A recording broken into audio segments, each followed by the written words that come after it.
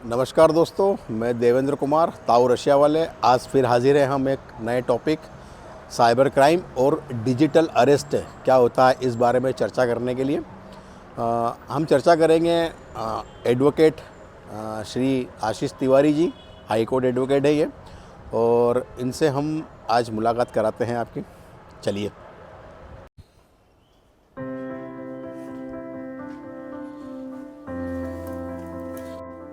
Hello sir. Devendra Kumar ji, आइए रशिया बैठिए वाले। बैठिए बैठिए आज थोड़ा रशिया में मैंने आपकी बहुत सारा वीडियो देखा है रशिया का आपका। सर वो यही था कि वो थोड़ा सी बहुत जानकारी चाह बहुत रहा ठंडी जगह थी, याकूट में गए थे आप, जी, याकूट जी, जी। में वहाँ से ली थी। तो सर मैं यही चाह रहा था कि आज थोड़ी सी आपसे जानकारी प्लीज बैठे बैठे। Thank you sir, thank you. Hello sir, नमस्कार। सर मैं कुछ जानकारी चाहने के लिए आ रहा था कि अभी डिजिटल अरेस्ट के बारे में बहुत ज़्यादा सुन रहे हैं हम कि डिजिटल अरेस्ट बहुत ज़्यादा हो रहा है। तो वो क्या प्रोसेस है और क्यों, किस प्रकार से कर रहे हैं, क्राइम किस प्रकार का हो देखिए, रहा है? डिजिटल अरेस्ट जो है ये एक आईटी फ्रॉड है है ना। ये सिर्फ एक लोग जो डिवाइस जो रहती है उनकी जो मोबाइल्स वगैरह रहते हैं जी। या उनके लैपटॉप हैं, उससे कहीं ना कहीं आपसे कांटेक्ट करते हैं सोशल मीडिया के माध्यम से, और उसके बाद आपकी पूरी इन्फॉर्मेशन पूरे कलेक्ट कर लेते हैं। जैसे आप व्हाट्सएप ग्रुप में शामिल हैं तो कहीं ना कहीं वो जुड़े रहते हैं। आपकी इसमें पेज बना रखा है फेसबुक पेज में, तो वहाँ वो जुड़े रहते हैं। इस तरह कहीं ना कहीं कनेक्टेड है, पूरी आपकी इन्फॉर्मेशन निकालते हैं। जब वो देख लेते हैं कि आप अगर में अकेले हैं, आप कहीं नहीं हैं, उस समय आपके पास एक कॉल आता है कि आपका आधार कार्ड जो है, वो भी इन्फॉर्मेशन रहती है उनके पास, आधार कार्ड कौन सा नंबर है। तो आधार कार्ड आपका सो एंड सो ऑफेंस में यूज़ हुआ है और वहाँ पर उससे एक नंबर अलॉट हुआ था, उस नंबर से 200 करोड़ का फ्रॉड हुआ, 300 करोड़ का फ्रॉड हुआ है। उस फ्रॉड में आपका नाम आ रहा है, तो आप घबरा जाते हैं उस समय में। तो फिर वो आपसे इन्फॉर्मेशन मांगते हैं कि आपने 300 करोड़ रुपए कहाँ रखे, तो आप तो बोलते हैं साहब मेरे पास नहीं है। फिर बोलते हैं आपका अकाउंट नंबर बताइए, तो आप अकाउंट नंबर बताते हैं। उसके बहुत सारी इन्फॉर्मेशन आप जितनी भी आपकी फाइनेंस इन्फॉर्मेशन है वो सब दे देते हैं आप डर के मारे। और इस तरह से फिर वो क्या करते हैं, वो सारा वो बोलते हैं आपको कहीं जाएंगे नहीं, कहीं हिलेंगे नहीं, और वो पूरा 3D डायमेंशन में आपको सब तरफ से देख लेते हैं वो कि आपके आसपास कोई है तो नहीं, और कमरे के दरवाजे बंद करा, पर्दे बंद करा देते हैं। और उसके बाद में फिर वो इस बीच में आपको रखते हैं वहीं पे। लोग इतने डरे रहते हैं कि वहाँ चुपचाप बैठे रहते हैं, और वो आदमी जो डराता है वो इस बीच में दूसरी जो गैंग रहती है उसकी, वो जाके पूरा आपके अकाउंट में से पैसा निकाल लेते हैं, उसके बाद वो गायब हो जाते हैं। कई बार डिजिटल अरेस्ट में महिलाओं के साथ भी बहुत गंभीर ऑफेंस हुए हैं।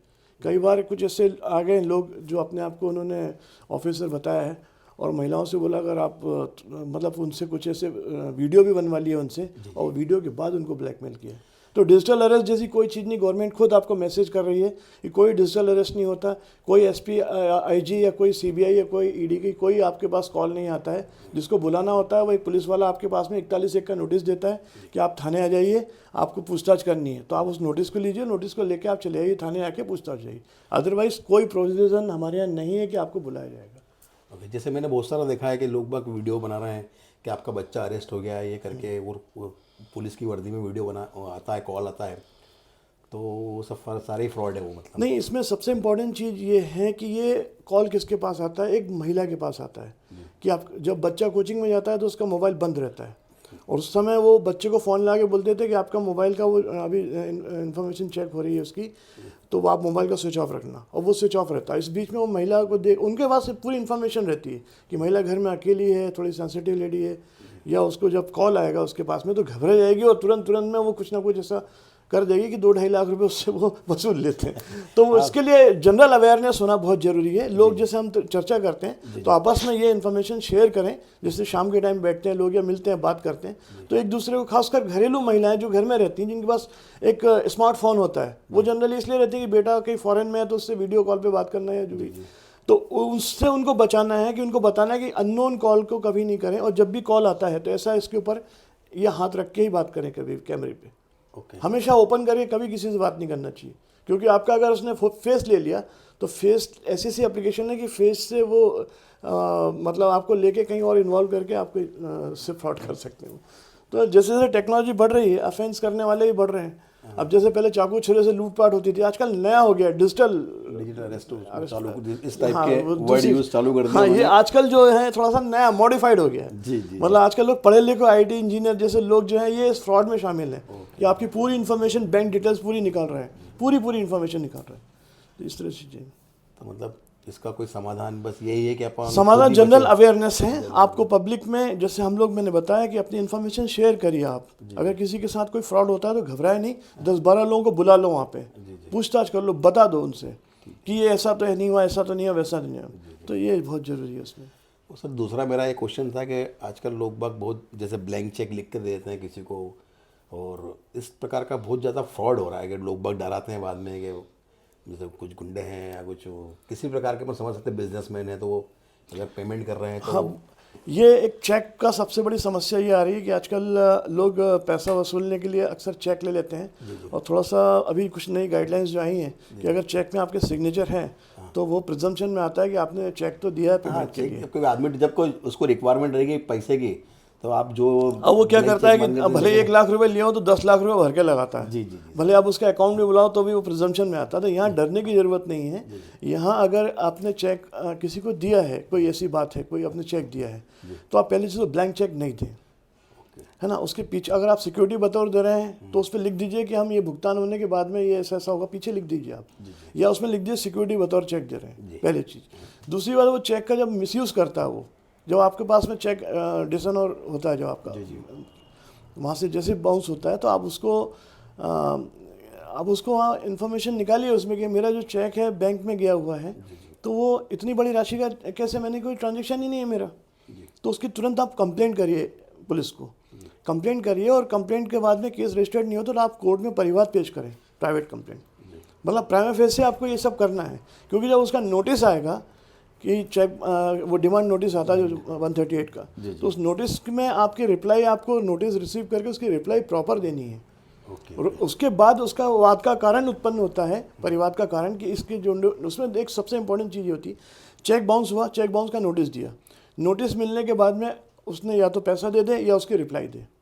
अगर वो दोनों नहीं देता तो उस चेक बाउंस के लिए उसके अगेंस्ट परिवाद कंप्लीट करने का ये चालू होता है। जैसे नोटिस आता है उसमें लिखा रहता है कि 15 दिन के अंदर हमारे वकील को जवाब दीजिए, आप जवाब दीजिए या पैसा जमा करिए, या पैसा जमा हाँ, करिए। तो हम जवाब दे सकते हैं, तो हमको टाइम बिल्कुल आपको जवाब देना है, लेकिन आपको जवाब थोड़ा सा लीगल फॉर्म में अप्रोप्रिएट जवाब देना है। ऐसा नहीं कुछ भी जवाब दे दिया कि नहीं लिया था। आपको वहाँ ये बताना है कि साहब ये जो इसने फ्रॉड किया था, जब बैंक से हमें इन्फॉर्मेशन मिली कि इसने 10 लाख का चेक बाउंस किया जबकि मेरा इसका ट्रांजेक्शन ही नहीं है, जिसके अगेंस्ट मैंने कंप्लेंट भी फाइल कर रखी है, तो आपको पूरा अपनी इन्फॉर्मेशन वहाँ लिख के देनी है।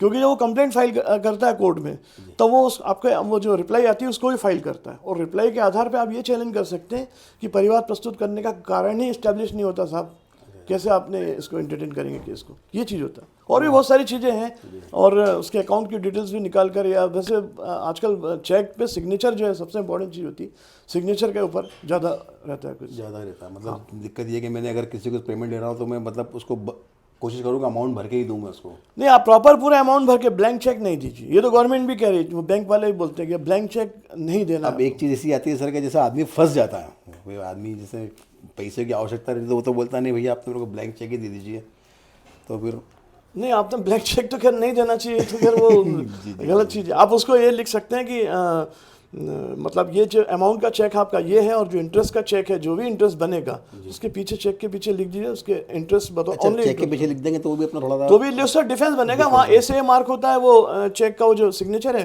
तो आप उसको पलट के करवा देंगे बी से बी मार्क में, ये कि इसमें मैंने इसमें प्रॉपर रीजन लिखा था ये जो चेक दिया है, और ये जो अमाउंट भरा आपने, जो डी सी से सी भाग जो आपने अपने हाथ से अमाउंट भरा 10 लाख 20 लाख जो भी है, तो ये मेरा लेन देन ट्रांजेक्शन नहीं होता। और सबसे इंपॉर्टेंट चीज़, अगर आपके साथ कोई ऐसी इस तरह का कोई पैसा डिमांड कर रहा है, लीगल डिमांड होती है, तो आपको इमीडिएट आपको पुलिस कंप्लेंट करना है, और पुलिस में अगर केस रजिस्टर्ड नहीं होता तो आपको कोर्ट में प्राइवेट कंप्लेंट फाइल करनी है, कंपलसरी है वो। अच्छा। ताकि वही आपका डिफेंस होता है, जिसको आप रिकॉर्ड वहाँ कॉल करके बुलाते हैं कि साहब मैंने ऑलरेडी इनके अगेंस्ट इसी मैटर को लेके एक केस और पेंडिंग है।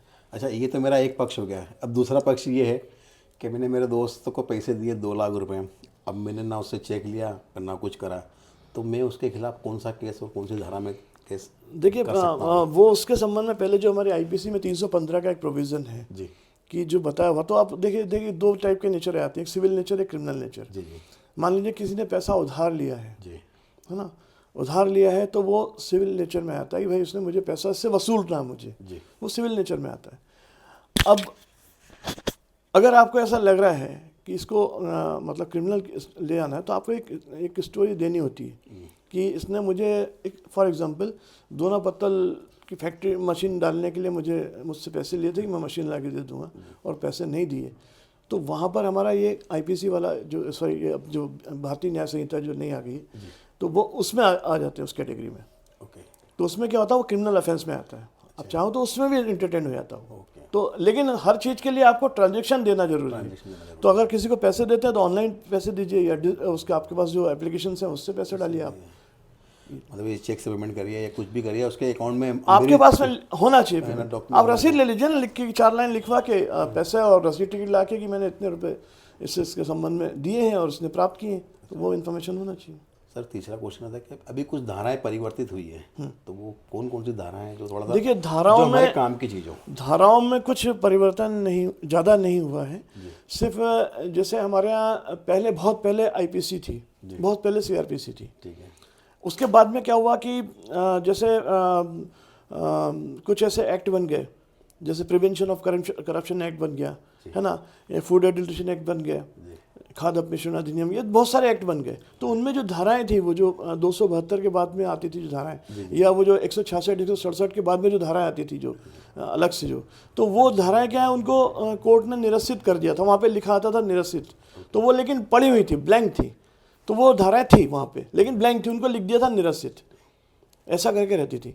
अब क्या करा गया कि अभी जो चेंज किया है, तो उसमें कुछ भी चेंज नहीं हुआ है। सिर्फ डेफिनेशन वही रहेगी, पनिशमेंट वही रहेगा, लेकिन सेक्शन बदल जाएगा। जैसे 302 होता थी, एक इंटरेस्टिंग धारा होती थी 302, वो 103 हो गई। अच्छा, वो 302 का खत्म करके 103 कर दिया गया, वो 103 हो गई, है ना। जो 354 होती थी, जनरली लड़कियों के साथ जो होता था, तो वो 74 हो गई, ओके, है ना। 376 जो होती थी वो 64 हो गई।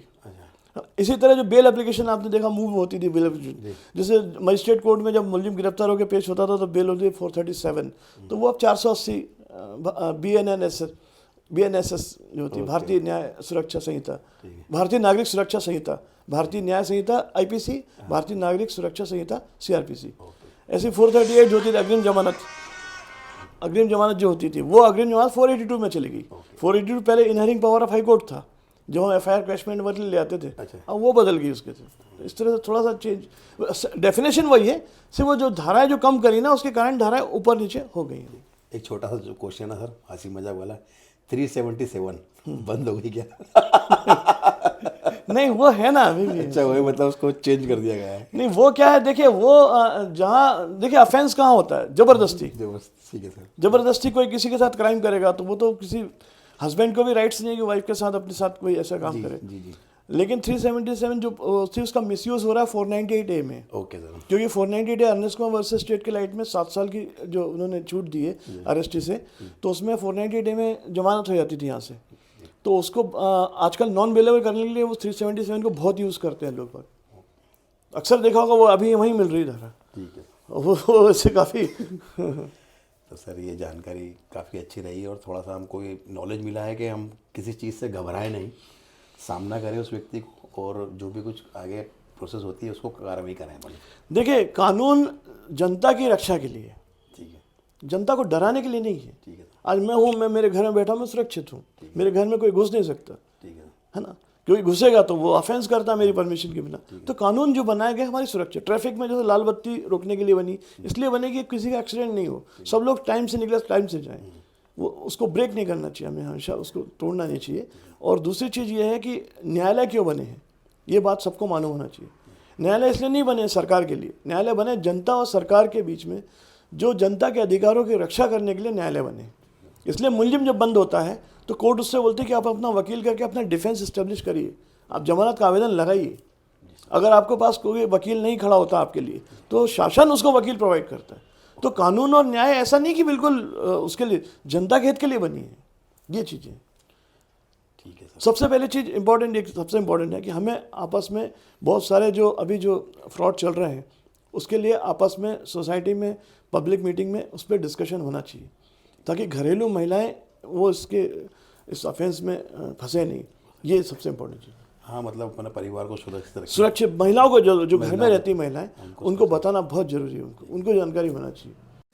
सर मेरा एक क्वेश्चन और था जी, कि यार हम अच्छा वकील कैसे चुने? सर ये एक बहुत बड़ी समस्या है, है ना। पहली चीज़ तो क्या है कि जब एक ऑफेंस होता है तो आपने देखा हो दलाल आ जाते हैं। जी जी बिल्कुल। दलाल आके बोलते हैं कि सबसे अच्छा वकील वो है और सबसे अच्छा वकील वो है जो उसकी सेटिंग भी है। ये बहुत चलता है। कई बार आपने कोर्ट के बाहर खड़े होकर कुछ वकीलों को देखा हो कि मेरी इससे सेटिंग, इससे सेटिंग, इससे सेटिंग। ये कोई वकील नहीं है, ना तो ये पढ़े लिखे हैं और ना इनको नॉलेज है। ये सिर्फ आपसे पैसा छीनते हैं और कोर्ट में लगा और खारिज हो गया तो सॉरी करके एक तरफ हो जाते हैं। कई बार तो ऐसा भी रहता है कि और लंबा खींचते हैं, उसको हाईकोर्ट तक ले आते हैं, आपकी सब जमीन जायदाद बिकवा देते हैं। तो ये नहीं, आप पहले कोई वकील चुनते हैं आप तो आपको मालूम होना चाहिए वकील के कौन सा केस है आपका। अगर मान लो जमीन जायदाद का केस है तो उसके लिए सिविल के वकील हैं, क्रिमिनल केस है तो उसके लिए क्रिमिनल वकील है, साइबर क्राइम का केस है तो उसके लिए साइबर क्राइम का वकील है।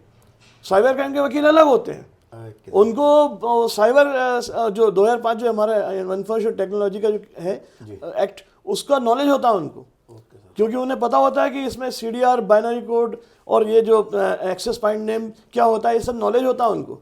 हर वकील को ये सब नॉलेज नहीं होता। अब हम जैसे कोर्ट में जैसे आप जाते हैं तो लोग मिल जाते हैं, आप बोलते हैं 302 की जमानत कहाँ थी, बोले शाम को हो जाएगी। अब आपको मालूम होना चाहिए चार्जशीट आफ्टर चार्जशीट ही होती 302 की जमानत, कैसे हो जाएगी वो? कई बार उसके बाद भी नहीं होती है। तो वो वकील जो है वो वकील आपके वकील नहीं है वो। दूसरी चीज़ क्या होता है, सबसे बड़ी चीज़ जो दलाल होते हैं जो कहते हैं कि ये वकील बहुत अच्छा है, इसकी साहब से बहुत अच्छी बातचीत है, तो समझ लेना 50% पैसा वो खाएगा। जो भी फीस जाएगी उसमें 50% लेके वो चलता बनेगा, और आपका काम नहीं हुआ तो आपका पैसा भी गया। तो ये सब सेटिंग और बकवास पे नहीं ध्यान दें, पढ़े लिखे वकीलों को चुनें। आप अपना केस बताइए, उनसे पूछे वकील साहब मेरा ये केस हुआ है कि मेरे केस के बारे में मैं कैसे बचूंगा, तो वकील साहब आपको राय देंगे कि इसमें हम जमानत का आवेदन लाएंगे, आपसे इन्फॉर्मेशन कलेक्ट करेंगे, उससे मेहनत करेंगे, तो आपको दिख जाएगा कि हाँ वकील पढ़ा लिखा है, कुछ इंटरेस्टेड है। अगर कोई वकील बोलता है आप तो रख दो बस पैसे दे दो और जाओ मैं सब कर लूँगा, तो समझ लेना वो वकील नहीं है, उसको नॉलेज ही नहीं है। और कई फर्जी वकील हमारे यहाँ ऐसे घूमते रहते हैं जो वकील सनद भी नहीं है उनके पास में, लेकिन वो वकील बन के घूम रहे हैं। दूसरी चीज़ सबसे इंपॉर्टेंट चीज़ जो आपका क्रॉस एग्जामिनेशन होता है कोर्ट में, तो आप सोचते हो कि हाई कोर्ट का वकील बड़ा है या सुप्रीम कोर्ट का वकील बड़ा। देखिए सबसे इंपॉर्टेंट वकील कौन होता है, जो ट्रायल कोर्ट में, छोटी सी कोर्ट में जहाँ आपका पहला मुकदमा चलता है, वहाँ आपके क्रॉस एग्जामिनेशन बहुत अच्छा करता हो, या जो आपके मामले में चीफ एग्जामिनेशन कराता है तो वो बहुत अच्छा कराता हो। ये क्रॉस एग्जाम, आप डिफेंस की तरफ से हैं तो आप डिफेंस के लॉयर जो आपका वो कराता। अगर उसने गड़बड़ कर दी, उसने लॉ पॉइंट पे क्रॉस नहीं किए, या जो प्रोसिक्यूशन का मामला है तो उसको स्टैब्लिश करा दिया, उसने अपना डिफेंस स्टैब्लिश नहीं करा पाया, तो फिर आपको सुप्रीम कोर्ट भी नहीं बचाएगी, हाई कोर्ट भी नहीं बचाएगी, कोई नहीं बचाएगा आपको, क्योंकि आपका मामला सामने वाले का मामला डाउटफुल नहीं है, वो स्टैब्लिश हो रहा है, तो फिर आपके बचने के रास्ते नहीं है। इसलिए वकील जब भी चुनो सोच समझ के देख के चुनो, दलालों की बकवास पे ध्यान मत दो। और कोई वकील जो कार से आ रहा है या कोई बंगला बना रहा है तो ऐसे इस पर ध्यान मत दो। आप उस पर ध्यान दो कि उसको नॉलेज कितना है, वो ज्ञान कितना है, उसको वो पढ़ा लिखा भी है कि नहीं है। जो पता चला इंग्लिश तो बोल रहा है, वो सुप्रीम कोर्ट के साइटेशन सुना रहा है, लेकिन लॉ पॉइंट पे उसका बेसिक लॉ का नॉलेज ही नहीं है उसको। तो बेसिक लॉ का नॉलेज हो जो आपके केस सुनने के बाद में बताए कि मुझे ये डॉक्यूमेंट ला के दो, उस वक्त आप कहाँ थे, आपका डिफेंस बनाए, डिफेंस एक थ्योरी बनाए, थ्योरी बना के वो आर्ग्यूमेंट करे कोर्ट में, तब आपको सफलता मिलती है। ऐसे थोड़ी ना मिलती कि मैं रख दो आप मेरे हिसाब से सेटिंग है मैं करा लूँगा, इससे नहीं मिलती। ये सब बकवास है, इस पर ध्यान नहीं देना। सेटिंग वेटिंग कोई चीज़, कोई सेटिंग नहीं होती, कुछ नहीं होती, कुछ नहीं होता है ना। कई देखिए बहुत सारे मामले ऐसे होते हैं जहाँ कोर्ट के सामने जब रखा जाता है तो जैसे एक सीधी सी बात है, एक मैं स्मैक पे बता देता हूँ, एक जो अभी चल रही है बहुत ज़्यादा, ड्रग्स पे चल रही है। आपको ड्रग्स बहुत कितना खतरनाक केस लगता है। ड्रग्स में commercial quantity, non commercial quantity सबसे इंपॉर्टेंट होती है। जहाँ नॉन कमर्शियल क्वांटिटी जैसे स्मैक है, स्मैक में 250 ग्राम कमर्शियल क्वांटिटी है, उससे कम जैसे 11 ग्राम पकड़ाती है, 12 ग्राम पकड़ाती है। तो ये क्या होता है, ये इस पर जो 37 का जो बार होता है, जिसमें प्रोसिक्यूशन को सुना जाता है कि साहब इसका, इसमें बार नहीं लगता, इसमें सिर्फ कस्टडी पीरियड चार्जशीट को देख के इसमें आपको बेल मिल जाती है। लेकिन कई बार लोग बोलते हैं हमारी तो बातचीत हो गई थी तो हमको 2 लाख दे दो। ऐसा नहीं है, आप खुद देखिए। और आजकल बता दें, आप अगर आपका वहाँ पर केस चल रहा हो हाई कोर्ट में, तो यूट्यूब में आपको दिख जाएगा कि आपके वकील साहब कितनी बहस कर रहे हैं और कितनी नहीं कर रहे हैं, ये सब दिख जाएगा। वो खड़े थे नहीं खड़े थे, क्लियर दिखेगा। तो आपका केस जब भी लगे रहे तो उस पर आपको एक्टिव रहना चाहिए, सामने खड़े होकर देखना चाहिए कि मेरा केस में क्या हो रहा है। मतलब एक सिविल वकील अलग हो जाएगा, क्रिमिनल वकील अलग हो जाएगा, साइबर वकील अलग हो जाएगा, सब अलग होते हैं वकील। अगर किसी से क्राइम होता है तो अगर मैं सिविल वाले के पास जाऊंगा तो मेरे को बेवकूफ़ बनाएगा, वो घुमाएगा। सिविल वाले वकील सिविल के लिए है ना, उन्होंने CPC की उन्होंने पढ़ाई की है। ओके। जो क्रिमिनल एडवोकेट्स होते हैं उन्होंने IPC एविडेंस और उसका नॉलेज होता है, उनको क्राइम का नॉलेज होता है। और जो साइबर क्राइम होता है, cyber crime just different case होता है। साइबर क्राइम में उदाहरण के लिए अगर फेसबुक पे आपने कोई चीज़ अपलोड कर दी तो पुलिस के पास में जब शिकायत जाती है तो वो पुलिस क्या करती है, फेसबुक के नोडल फेसबुक पे इन्फॉर्म करती है मैसेज आपसे, तो वो स्क्रीनशॉट कॉपी लेती है, वहाँ से वो जो आपका आईपी एड्रेस और मोबाइल नंबर इन्फॉर्मेशन मिलती, फिर वो मोबाइल कंपनी से जाके इन्फॉर्मेशन निकालती है कि यहाँ पर की मोबाइल कंपनी ने बताती कि ये आधार कार्ड है, ये व्यक्ति है, इसके नाम से मोबाइल है। फिर पुलिस उसको पकड़ती है, उसके बाद एफआईआर दर्ज कर देती है। एफआईआर दर्ज करने के बाद अब इतने बड़े केस में उस आदमी ने इंटरनेट यूज़ किया था नहीं किया था, उसका आईपी एड्रेस एग्जैक्टली वो था नहीं था, ये काम तो साइबर क्राइम वाला वकील करेगा ना। दूसरी चीज़ क्या होता है, आईपीसी वाले खड़े होते हैं, वो सोचते हैं, कई ऐसे वकील हैं जो हॉस्टेल की वकालत करते हैं उज्जैन कोर्ट में। अब देखना, पहले तो केस ले लेते हैं, फिर क्या बोलते हैं, साहब बहुत ख़राब है, केस बहुत गंभीर है, गवाह को तोड़ लो, तो आपका घर बिकवा के पैसे देते हैं उसको कि तू हॉस्टेल हो जा। और जब वो हॉस्टेल हो जाता है तो आपका, जब उसने कह दिया कि मैं आपको पहचानता ही नहीं, इसने मारा ही नहीं मुझे, इसने करा ही नहीं, तो नेचुरली उसमें तो आपको सफलता मिलनी है। लेकिन उसके बाद में जीतने के बाद फिर पेपर में नाम छिप जाता है, वकील साहब ने बरी करा दिया, तो वकील बरी तो पैसे ने करा है, जिस पैसे से आपने देखेगा वो खरीदा है। तो ये सब काम नहीं करना चाहिए, ये अच्छी चीज़ें नहीं है। आपको कानून के हिसाब से हर चीज़ को कानून की मर्यादा में रख के काम करना चाहिए, डरना नहीं चाहिए। अगर आपने अपराध किया है तो आपको बचने के 100 रास्ते होते हैं, मैं वो नहीं कहूँगा कि आप इस पर जाए, लेकिन आपको दिमाग से काम करना चाहिए।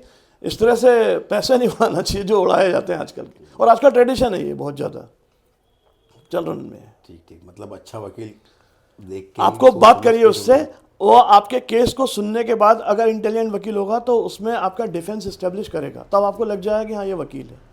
जहाँ वो बोल देगी रखिए मैं देखूंगा, अरे आप तो बस मैं सब करा दूंगा, तो समझ लेना उसको कुछ नहीं आता। वो आपके बेल खारिज करा के 1 लाख 1.5 लाख रुपए खा जाएगा आपका, और फिर बोलेगा कि वो अभी बयान के बाद क्या, बयान में बोलेगा कि गवाह हॉस्टाइल करा दो, उनको पैसे दो, गवाहों के घर जाके बात करके आएगा कि इनको पैसे दे दो, गवाहों से बोलेगा कि आधा मेरे को दे दो, आधा तुम रख लो। तो ये जो चलन चल रहा है, और पेपरों में छपवा देगा थोड़े दिन बाद कि वो मैनेजर को जमानत करा दी। तो भैया जमानत तब होती है जब मेरिट में आपने बहस की हो, आपने अपना लॉ स्टेब्लिश किया, आपने अपना डिफेंस स्टेब्लिश किया हो, वो जमानत आप कराते हो तो उसमें नाम होता है। ये हॉस्टेल गवाह करा के अगर आप अपना नाम कमा रहे हो तो ये अच्छी बात नहीं है।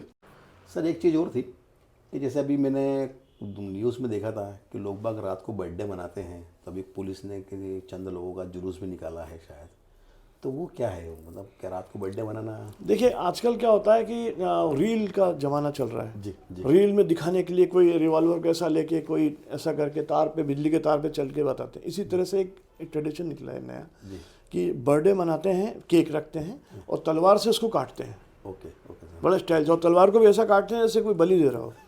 तो वो क्या पब्लिकली उसके लिए मनाही है हमारे यहाँ कि आप वेपन्स को है ना सोशल मीडिया में नहीं दिखाएंगे आप, और नहीं दिखाना भी नहीं चाहिए। क्योंकि आप देखें ना, खुद ही कोई व्यक्ति अगर तलवार लहरा रहा तो आप क्या बोलेंगे, अच्छा इंसान नहीं हूँ, तो ये गलत पब्लिक में मैसेज जाता है, इसलिए पुलिस इस पर स्ट्रिक्ट है। ऐसा नहीं करना चाहिए। आपको बर्थडे मनाना है तो डिसेंट तरीके से मनाइए। ठीक है, आप पार्क में भी बैठ के मना सकते हैं, ऐसा नहीं, लेकिन अच्छे से मनाइए उसको, अगरबत्ती मोमबत्ती और जला के। लेकिन आप तलवार लेके काट रहे हैं उसको और दिखा रहे हैं और फिर तलवार से खिला रहे हैं, तो वो तो वेपन है ना, वेपन थोड़ी ना उसके लिए बना हुआ। मतलब बर्थडे मना सकते हैं, बर्थडे मनाइए। प्लास्टिक का चाकू आता है, उनका छोटा सा चाकू नाइफ देते हैं ना, प्लास्टिक नाइफ, उससे बर्थडे वो काट के यूज एंड थ्रो रहता है, फेंक दीजिए उसको। मतलब रात को भी बना तो कोई दिक्कत कभी रात दिन सुबह शाम मनाइए, लेकिन उसको थोड़ा डिसेंट तरीके से मनाइए, इलीगल उसमें प्रोसेस मत बनाइए। ठीक है सर। आपका वेपन कहाँ से आया? वेपन नहीं होना चाहिए ना, तो फिर वो तो पुलिस के लिए स्ट्रिक्ट होना चाहिए। ठीक है सर, मतलब पुलिस भी हमारी सुरक्षा के लिए ही है। हाँ, वो मना नहीं कर रहे हैं, वो ये कह रहे हैं कि आप ये आप खुद ही सोचिए, तलवार लेके जो आदमी केक काट रहा हो तो मतलब वो तो गुंडा है, तो उसको सोसाइटी में रहने का अधिकार नहीं है, उसका लॉकअप लिए उसके लिए। यार ठीक है, जो आपने जानकारी दी है वो बहुत अच्छा लगा है मुझे, और मैं ये समझता हूँ कि पब्लिक इसको देखेगी वीडियो को तो काफ़ी नॉलेज लेगी और डरेगी नहीं। किस प्रकार से वकील चुनना है, अच्छा वकील कैसे मिलता है, साइबर क्राइम क्या होता है, ये जो आपने अच्छी तरह मुझे समझाया है, इसके लिए हम आपका बहुत बहुत धन्यवाद देता हूँ। Thank you. मैं चाहता हूँ कि आपका वीडियो सभी लोग देखें और जनता अवेयर हो उसके लिए। लॉ जरूरी है हमारे लिए। Thank you sir, thank you. Thank you.